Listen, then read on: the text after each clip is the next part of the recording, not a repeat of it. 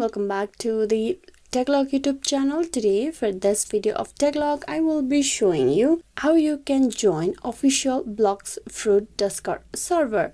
Now what you can do to join it is you need to follow this simple step. So first thing is you need to open your browser, tap open Google Chrome or any other browser.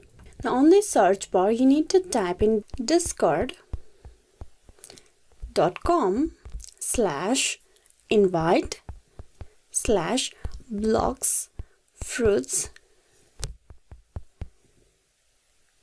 and press enter.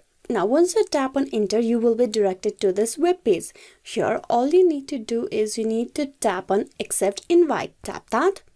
Once again you need to tap on accept invite over here, and you can see your server has been, or your Discord has been connected to the Blox Fruit. Welcome to Blox Fruit. Now if you go back, you can see you're already connected with the Blox Fruit and you can message or text in this group from now on.